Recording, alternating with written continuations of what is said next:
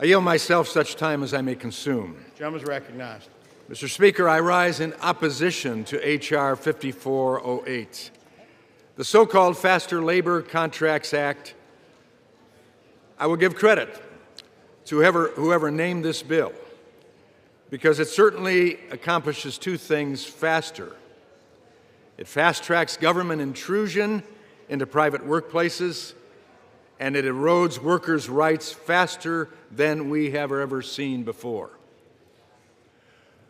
Under the FLCA, if the private parties involved do not reach a first contract on an accelerated timeline, a government-appointed arbitration panel steps in and imposes one. The panel does not merely recommend contract provisions or serve as a neutral entity while parties work to reach an agreement.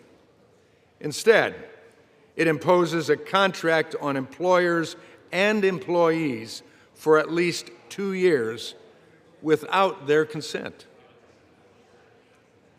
Let's call this bill what it really is: a massive expansion of Washington's power over American workers and job creators.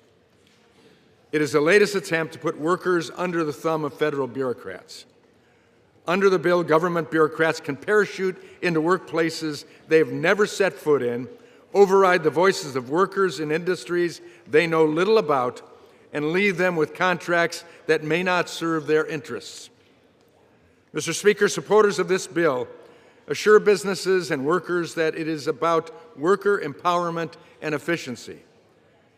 I may be misremembering the definition of empowerment, but I can guarantee it does not mean taking away a worker's right to vote on his or her own contract and giving that power to a Washington bureaucrat with no stake in the outcome.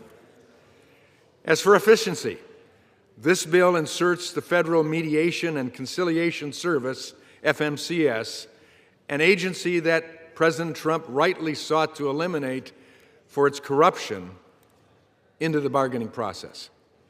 Reports came out last year about the agency's alleged mismanagement of funds and other fraudulent activities. Now we're expected to give this agency a role in deciding workers' wages, benefits, scheduling rules, disciplinary procedures, and working conditions whenever contract negotiations extend beyond an arbitrary time frame. I really doubt this agency will be able to do much of anything efficiently if the bill's supporters truly care about efficiency, and I believe they do. But this is a strange way to show it.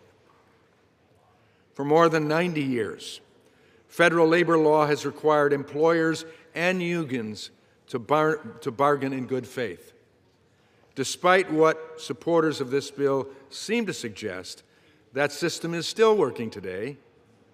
Whether it's the Teamsters and UPS or United Auto Works and the big three automakers, countless agreements across the country have been reached because both sides negotiated, compromised, and arrived at terms that made sense for their unique workplaces.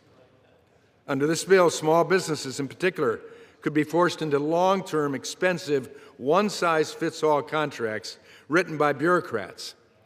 Those contracts could mandate spending that small employers cannot sustain, threaten jobs, kill growth, and in some cases, shut businesses down entirely.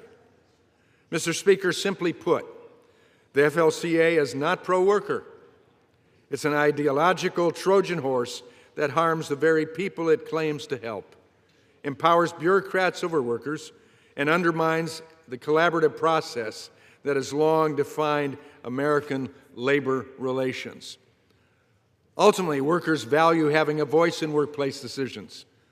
The Trump administration has prioritized putting America's workers first and strengthening the nation's workforce. This bill goes directly against the President's vision for America to have the most capable and competitive workforce in the world. It takes decisions out of the hands of workers and job creators and places them in the hands of unelected bureaucrats. Mr. Speaker, we do not need government-imposed contracts.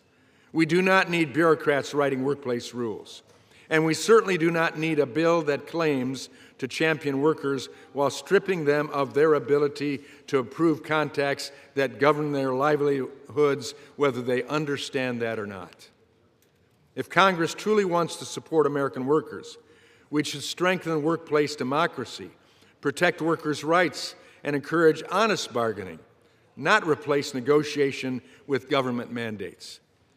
The FLCA is wrong for workers, wrong for businesses, wrong for the economy, and wrong for the country. I urge my colleagues to join me in opposing it. With that, Mr. Speaker, I reserve the balance of my time.